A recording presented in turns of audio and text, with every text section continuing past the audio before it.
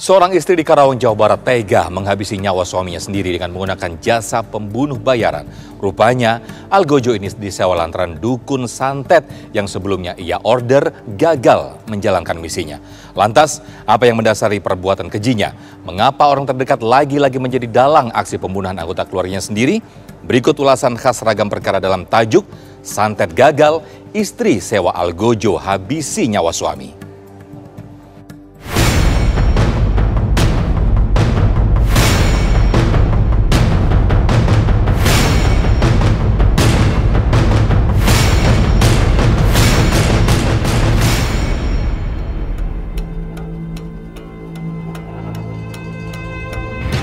Seorang bos rumah makan di Karawang tewas dibunuh oleh sekelompok Algojo yang mana diduga istrinya sebagai dalang di balik peristiwa pembunuhan berencana tersebut.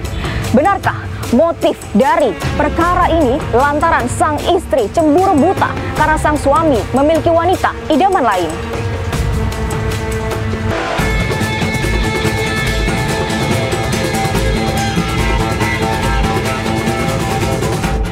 Di penghujung bulan Oktober lalu, warga Kelurahan Nagasari, Kecamatan Karawang Barat, Kabupaten Karawang digegerkan dengan tewasnya seorang bos rumah makan Hairul Amin di depan rumahnya dengan luka bacok di bagian kepala.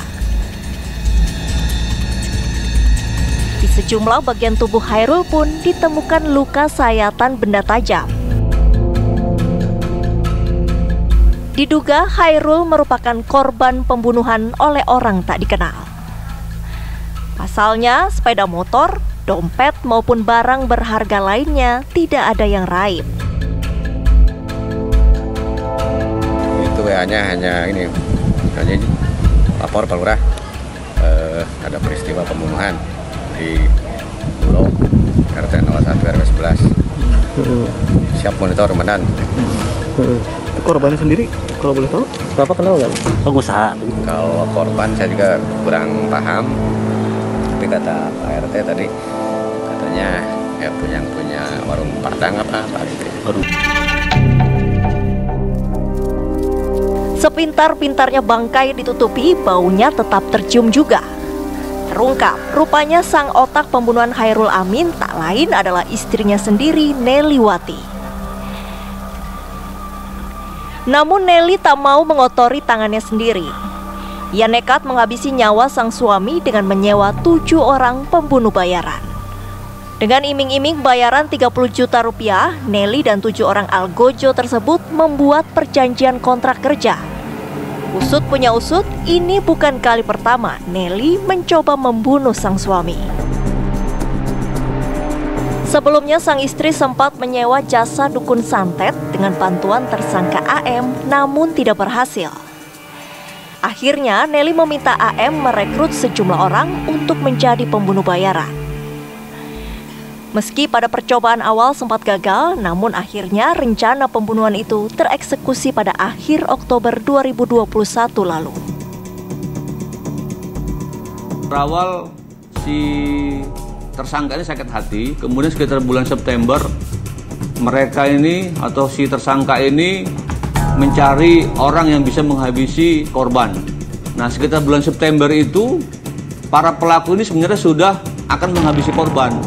Namun malam itu ketika dibuntuti, korban yang awalnya ingin pulang ke rumah namun belok, tidak jadi pulang ke rumah. Nah, ini hasil pemeriksaan dari tersangka yang sudah kita amankan.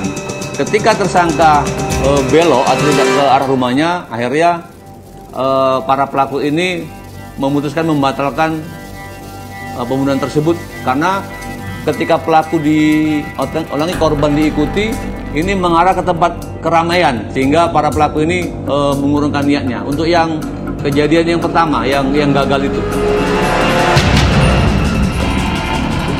Lagi-lagi orang terdekat menjadi dalang pembunuhan anggota keluarganya sendiri. Meski berdalih sakit hati karena sang suami kerap meminta uang dan memiliki wanita idaman lain, namun tindakan Nelly tak jua bisa dibenarkan.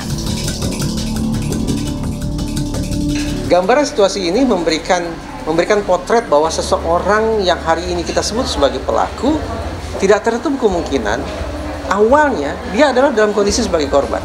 Jadi menjadi pelaku merupakan sebuah cara untuk mengatasi atau memindahkan posisinya dari yang semula sebagai korban, melepaskan diri dari situasi viktimisasi, namun sayang beribu sayang dilakukan dengan cara-cara yang salah, dengan cara-cara yang jahat. Lantas, mungkinkah kondisi psikis sang istri menjadi pemicu aksi kejinya? Bahwa acap kali perasaan atau suasana hati yang penuh dengan amarah itu tidak berdiri sendiri. Perasaan amarah itu acap kali merupakan kelanjutan dari perasaan-perasaan sebelumnya.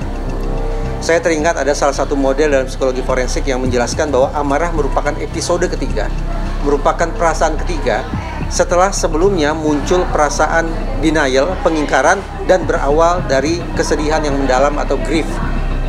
Jadi dengan kata lain, kalau memang si pelaku alias si perempuan ini merencanakan pembunuhan itu karena dia digelayuti amarah, maka penting bagi kita untuk memahami bahwa ternyata amarahnya itu didahului dengan perasaan sedih yang mendalam terlebih dahulu.